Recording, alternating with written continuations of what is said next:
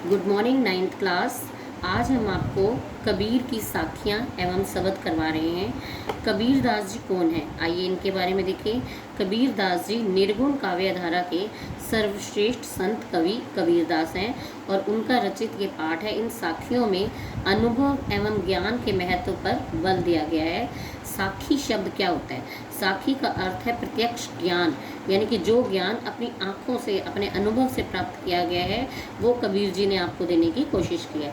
यह प्रत्यक्ष ज्ञान जो है, ये गुरु शिष्य को प्रदान करता है।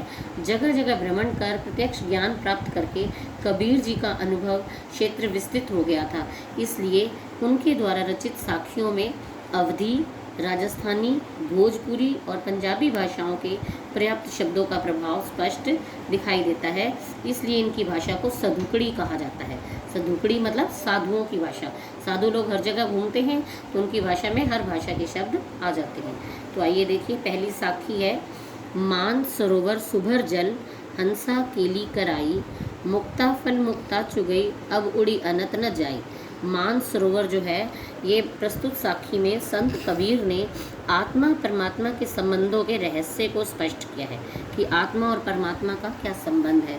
तो इस साखी में भगवत प्रेम का वर्णन किया गया है।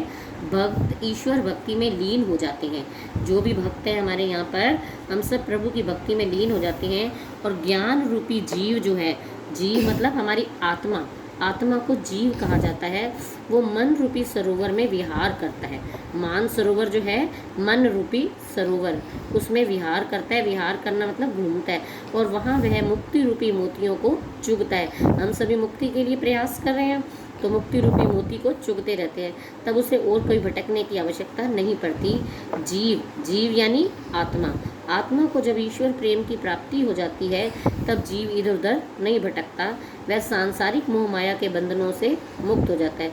उसकी सांसारिक सुख सुविधाओं में कोई रुचि नहीं रहती है। जिस व्यक्ति को आपने देखा होगा मंदिर गुरुद्वारों में, जो व्यक्ति भगवान में ज़्यादा लीन रहता है, उसे इस बात से कोई फ़र्क नहीं पड़ता मेरे घर में दुख है या सुख है, कहाँ कोई अमीर है गरीब है, उसको इन चीज़ों में कोई रुचि नहीं रहती। वह सदैव आनंद में रहता है, मगन रहता है, मस्त रहता है। इस साखी में आत्मा परमात्मा के संबंध का रहस्य समझाया गया है। आत्मा परमात्मा का ही अंश है और वह हमारे अंदर ही रहती है। इसे ढूंढने के लिए कहीं और जाने की आवश्यकता नहीं है। इस साखी में बाहरी आडंबरों एवं तीर्थ स्थलों आदि का विरोध किया गया है कि इसीलिए ये भाषा सधुकड़ी है कि हमें कहीं भी, हमें हरिद्वार, वैष्णो देवी आदि जाने की आवश्यकता नहीं है, क्योंकि ये सब कुछ हमारे अंदर है। आइए दूसरी साखी लेते हैं।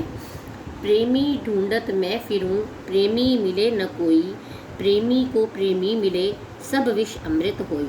तो यहाँ पर वो क्या कह रहे हैं कवि, कि हमारे मन के अंधकार को मिटाने के लिए प्रेमी, प्रेमी मतलब ईश्वर, ईश्वर को प्रेमी कहा गया है।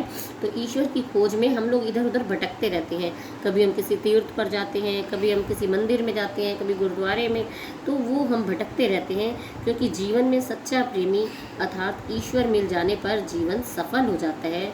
ईश्वर के मिलने से सभी समस्याएं दूर हो जाती हैं, विपरीत परिस्थितियां भी अनुकूल हो जाती हैं। तो मन का मैल धुल जाता है। भगवान मिल जाएगा तो सबके मन के मैल धुल जाते हैं, मन पवित्र और निर्मल हो जाता है। तो ज्ञान प्राप्त करने के लिए सभी मनोविकार दूर हो जाते हैं। यही उन्होंने कहा है कि प्रेमी को प्रेमी मिले।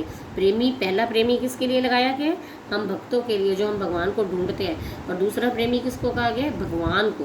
प्रेमी को प्रेमी जब मिल जाएगा तो सब विष अमृत होई, यानी कि मन का सारा जहर जो है वो अमृत हो जाएगा। तो ज्ञान प्राप्त करने पर सभी मनोविकार दूर हो जाते हैं। भक्त ईश्वर की भक्ति में लीन होकर उसके साथ एकाकार हो जाता है, यानी आत्मा और परमात्मा एक हो जाते हैं।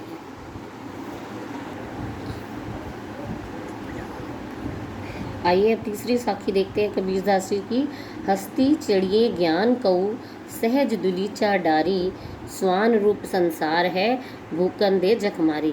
यहाँ बहुत अच्छी बात कबीर जी ने बताई है। इस साखी में ज्ञान के महत्व को दर्शाते हुए कबीर जी ने ईश्वर प्राप्ति में ज्ञान को प्रमुख आधार माना है कि हमें ज्ञान के महत्व की तरफ ध्यान देना चाहिए, बाकी दुनिया की तरफ नहीं। हस्ती चढ़िए ज्ञान की, कि ज्ञान को प्राप्त करो। ज्ञान के महत्व को दर्शाया गया कि सभी को ज्ञान रूपी हाथी पर सवारी करनी चाहिए।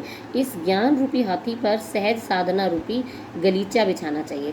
गलीचा किस चीज़ का हो? जो हाथी पर बिछाने का जो कपड़ा होता है वह साधना का, साधना मतलब सरलता, मन में भोलापन लाना चाहिए, उसका कपड़ा बिछाना चाहिए, तो ज्ञान की प्राप्ति जल्दी होगी।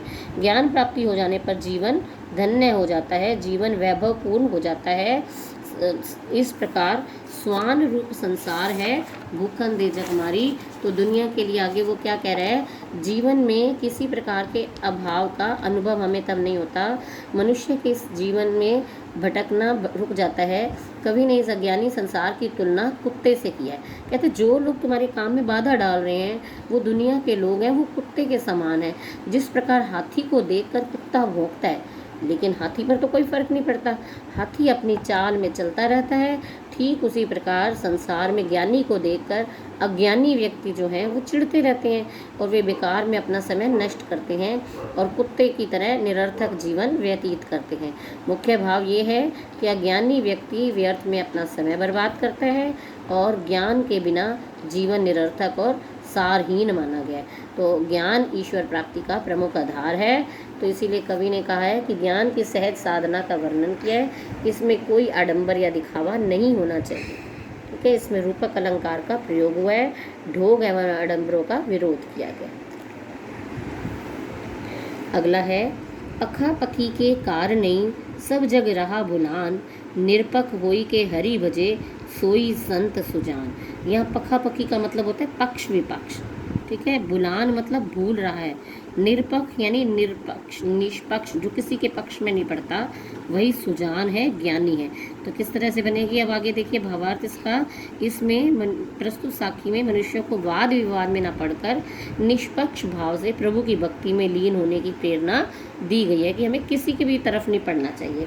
तो इस संसार के लोग पक्ष विपक्ष के कारण भुलावे यानी अंधेरे या ज्ञान में पड़े हुए हैं कि कोई कहता है मैं मुसलमान हूँ, कोई हिंदू है, तो ये पक्ष विपक्ष यही है, जो जाति भेदभाव है उसको पक्ष विपक्ष कहा है, इसमें पड़े हुए हैं और अज्ञान में पड़े हुए हैं। जो किसी पक्ष के साथ जुड़ जाता है उसे उसमें अच्छाइयाँ ही अच्छाइयाँ नज़र आ जाती हैं, लेकिन जो मन से किसी भी धर्म को अपना लेता है उसमें उसको सभी लोगों में उसको अपने वही लोग ही नज़र आते हैं, जबकि दूसरे पक्ष की अच्छी बातें भी उसे बुरी ही नज़र आती हैं। अपने पक्ष के प्रति अंधविश्वास, विरोधी पक्ष के प्रति अंध विरोध के कारण व्यक्ति दूसरे मत की अच्छी बातों को जानने से वंचित रह जाता है। ऐसा व्यक्ति अपनी रूढ़िवादी मान्यताओं से जीवन पर चिपका रहता है, वह संसार की वास्तविकताओं को ज्ञान नहीं पाता है। जो व्यक्ति पक्ष विपक्ष के झंझट में ना पड़कर निरपेक्ष यानी किसी भी पक्ष में नहीं पड़ता, तटस्थ रहता है यानी सदा एक जैसा रहता है और यह निष्पक्ष होकर ईश्वर के प्रति एकनिष्ठ रहता है, उसी व्यक्ति को ज्ञानी माना जाता है। सोई संत सुजान, वही संत है, वही सब कुछ जानने वाला है।